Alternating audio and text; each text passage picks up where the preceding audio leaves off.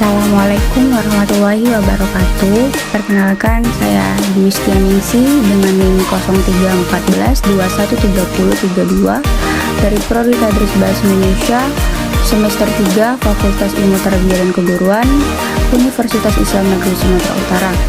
Di sini saya akan menjelaskan mengenai pemetaan Islam di Asia Tenggara dengan mata kuliah Sejarah Peradaban dengan dosen pengampu Ibu Nabila Yasmin MPhil. Untuk selanjutnya saya akan membahas mengenai pemetaan Islam di Asia Tenggara yang dimana ada Indonesia, Malaysia, Thailand, Filipina, Singapura, dan Brunei. Langsung saja kita ke pembahasannya.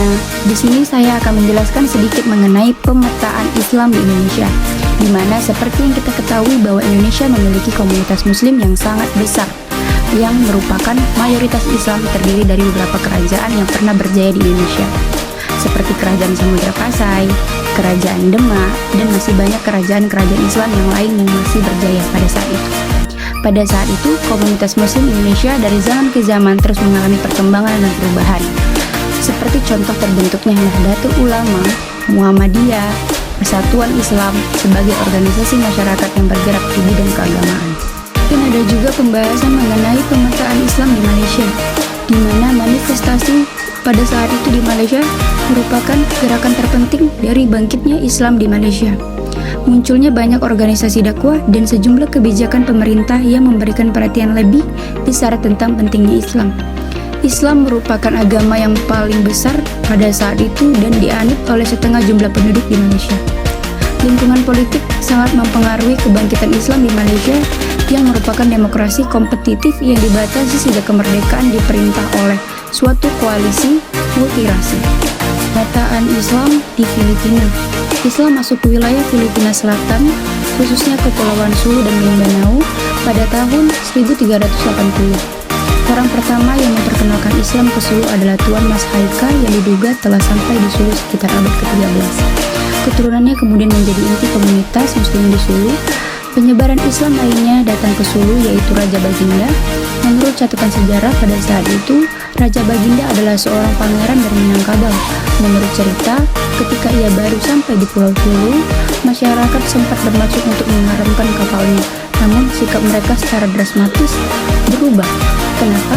Karena ternyata mereka tahu bahwa Raja Baginda adalah seorang Muslim. Syarif Abu Bakar merupakan orang Arab kedua yang datang menyebarkan Islam ke Pulau Sulu pada tahun 1450-an. Penyebaran Islam di Maguinado dan Lanao pada umumnya dikaitkan dengan Syarif Kabung Musawan. Ia diduga sampai di Mindanao pada awal abad ke-16.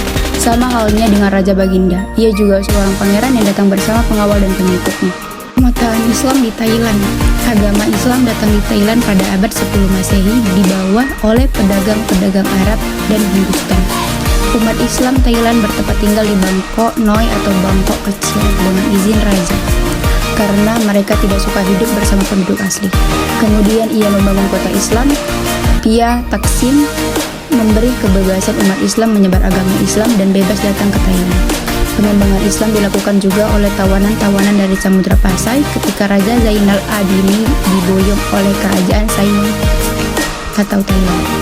Pemetaan Islam di Singapura. Singapura merupakan bagian dari kerajaan Malaysia, kepulauan yang dipisahkan oleh Selat Johor dari Malaysia. Di Singapura terdapat suatu mahkamah Islam yang disebut dengan Mahkamah Syariah. Mahkamah ini bertugas untuk mengurusi dan memutuskan segala sesuatu yang berkaitan dengan kegiatan Islam, yaitu tentang zakat, wakaf, nikah, dan lain-lainnya. Tujuannya adalah untuk meningkatkan status sosial ekonomi masyarakat Muslim yang lemah dan kurang terdidik. Demikianlah hasil pembahasan saya mengenai pemetaan Islam di Asia Tenggara. Mohon maaf apabila terdapat kekurangan, karena sesungguhnya yang sempurna itu bukan saya, tapi yang Maha Kuasa. Saya tutup dengan wassalamualaikum warahmatullahi wabarakatuh.